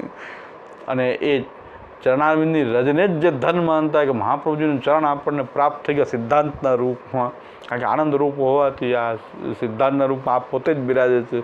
સિદ્ધાંતનો સ્પર્શ કરીએ, વાણીનો સ્પર્શ કરીએ તો શ્રી મહાપ્રભુજીનો સ્પર્શ થાય, પણ એના ચરણની રજમાં રહેવા મળે. એ પુષ્ટિ માર્ગી જીવો તો એવા હોય છે કે મહાપ્રભુજીના ચરણારવિંદની રજમાં એ પોતાનું સર્વસ્વ ધન માનીને એની જ કામના કરે, બીજી કોઈ કામના નહીં. એટલે એ શ્રી ગુસાઈજીનો શ્રી મહાપ્રભુજી પ્રત્યેના ભાવની પણ અહીં પરાકાષ્ઠા અને પુષ્ટિ માર્ગી જીવ બાકીનું મહાપ્રભુજીની ચરણ રજ આ સિદ્ધાંત પ્રાપ્ત થયો એટલો પ્રિય હોય કે બાકી બધું તુચ્છ છે. ગમે એવું કષ્ટ હોય તે કષ્ટ પણ તુચ્છ છે, કારણ કે આ ચરણની રજ દુર્લભમાં દુર્લભ, દુર્લભાંગરી સરોવર. શ્રી મહાપ્રભુજીના ચરણની પ્રાપ્તિ થવી બહુ દુર્લભ છે, આવા આચાર્ય ચરણની પ્રાપ્તિ થવી બહુ દુર્લભ છે. એટલે આપણે નિરંતર શ્રી મહાપ્રભુજીનો આ ઉત્સવ માટે હંમેશા આપણી અંદર શ્રી મહાપ્રભુજીના ચરણારવિંદની રજની જ કામના, કે બીજી કોઈ લાયકાત હોય કે ન હોય, પણ આ ચરણની રજ અમને ખાલી પ્રાપ્ત થઈ જાય. એ ચરણ રજનો પ્રતાપ એવો છે કે એનાથી બધું જ સિદ્ધ થઈ જાય. ચિંતા સંતાન હંતારો યત્પાદાંબુજ રેણવા સ્વીયા નામ દાન નિજાચાર્ય. તમને ચિંતા થઈ કે આપણને નિરોધ કેમ થાય, આપણને આપણી ભક્તિમાં શરૂઆત ભાવ કેવી રીતે આવે, એ બધી ચિંતાઓ છે. પણ એ ચરણ રજ એવી છે કે ચરણારવિંદની રજ માત્રથી એ બધી જ ચિંતા દૂર થઈને આપણને પણ એ અલૌકિક સામર્થ્ય, એ નિરોધ, એવી શરૂઆત ભાવવાળી ભક્તિ, એ શ્રી મહાપ્રભુજીના ચરણની રજની જ આપણે કામના કરશું. એ રજથી બધું પ્રાપ્ત થઈ જશે. એટલે આપણને મહાપ્રભુજી આપેલો જે સિદ્ધાંત છે એ ચરણ રજ રૂપ છે. એમ માની લે કે મહાપ્રભુજી આપની આજ્ઞાઓ જે ઉપદેશો છે એ શ્રી મહાપ્રભુજીના ચરણારવિંદની રજ છે. એ ઉપદેશને આપણે જો જીવવા માંડીએ, એ ઉપદેશનું પાલન કરવા માંડીએ, એને જીવવા માંડીએ તો બસ બાકી બધું જ સિદ્ધ થઈ જશે. એવો સુંદર એ જ આપણે દઢૈન ચરણમાં પણ એ જ છે કે ભાઈ મહાપ્રભુજીના ચરણારવિંદની જે નખચંદ છટાવીને એના સિવાય બીજો કોઈ આશ્રય જ નથી આ ચરણ સિવાય. શ્રી મહાપ્રભુજીના ચરણારવિંદ સિવાય કોઈ આપણી કોઈ યોગ્યતા નથી. હંમેશા એ જ આપણે મનમાં રાખીને એ જીવન આપણે જીવીએ. શ્રી મહાપ્રભુજી આ કંઠી આપેલી છે, મહાપ્રભુજી પોતે જ છે. તો ચરણરજનો સંબંધ તો આ મહાપ્રભુજીને અનુભવ કરીએ તો બધે જ ચરણરજનો સંબંધ છે આપણને. આ મહાપ્રભુજીની ચરણરજનો નિત્ય સંબંધ છે. કઈ અપવિત્રતા આપણી અંદર હાવી થઈ શકે? કયો કોઈ સંસાર કે કોઈ પણ પ્રકારનો કલિકાલ આપણને નડી શકે? કારણ કે મહાપ્રભુજીના આ કંઠી ધારણ કરીને એ ચરણરજથી આપણે નિરંતર નાતા રહીએ છીએ. એ સતત આપણે એમાં સ્નાન કરતા રહીએ છીએ, એનો સ્પર્શ આપણને થતો રહે છે. એટલે શ્રી મહાપ્રભુજીના ચરણારવિંદની જે રજ જે છે, ભક્ત બસ એની જ કામના કરે છે કે ભાઈ અમારી વિશેષ કાંઈ યોગ્યતા સ્વરૂપની હોય કે નહીં, પણ એક ચરણની રજ પણ અમને જો પ્રાપ્ત થઈ જાય તો એ મહાપ્રભુજીની ચરણરજ લેવા માટે કે બેઠક જઈને કે ચરણરજ ભેગી કરવાની જરૂર નથી.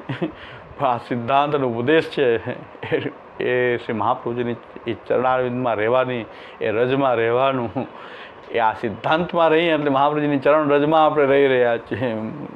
તો એ પ્રકારના ભાવથી આ ઉપદેશોનું પાલન કરીએ તો જ શ્રી મહાપ્રભુજીનો આ ઉત્સવ જે છે આપણી અંદર એવી ઉર્મી, એવો ભાવ, એવો નિરંતર કે આપણા બધા જ દોષોનું દહન કરે એવો અગ્નિ શ્રી મહાપ્રભુજી વિરાગ્નિ સ્વરૂપ, અને આપણે ઠાકોરજીની સેવા કરીએ.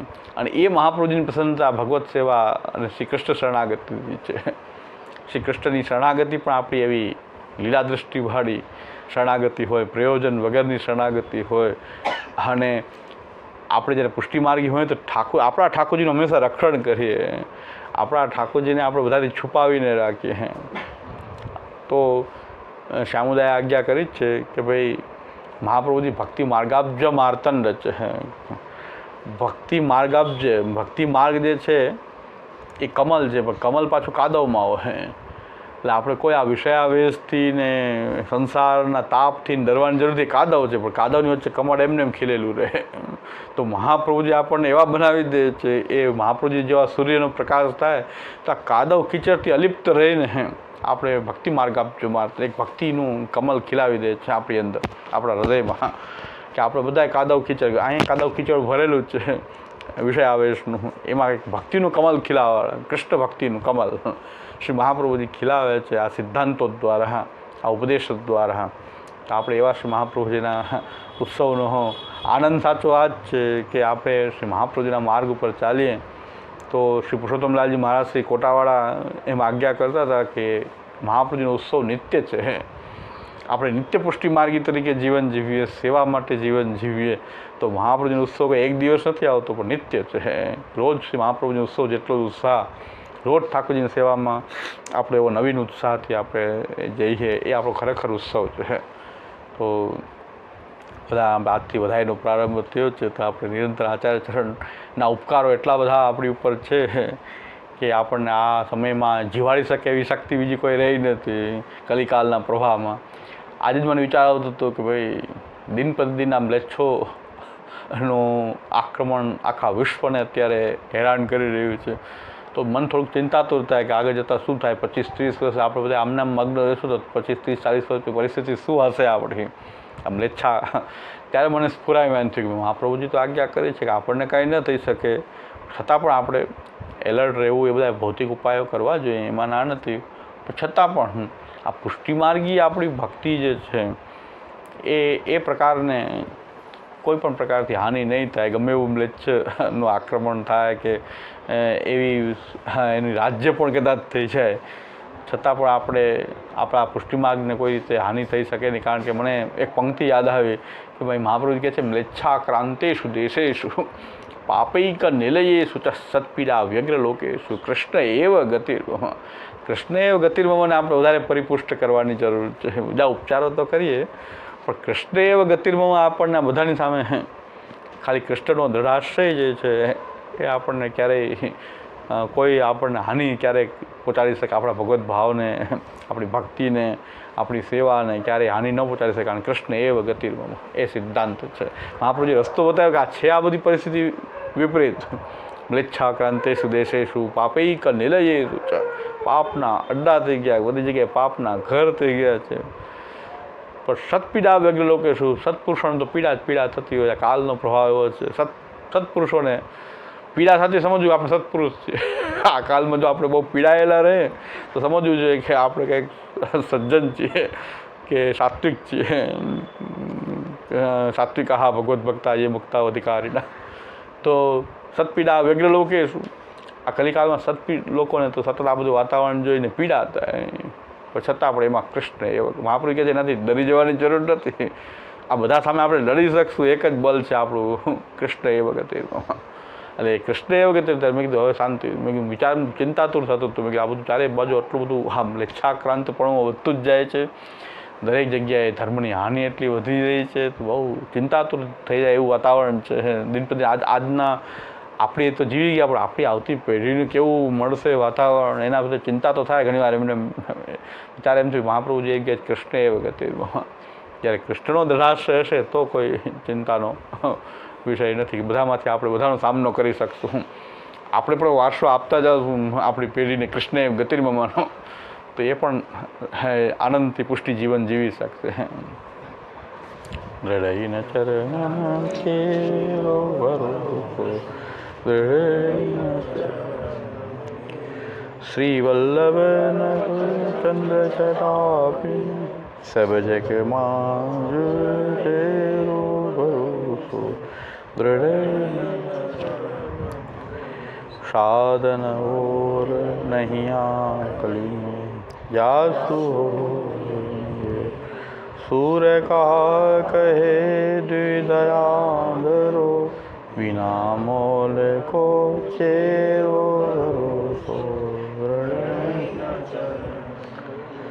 हृदय न चरणन केरो भरोસો.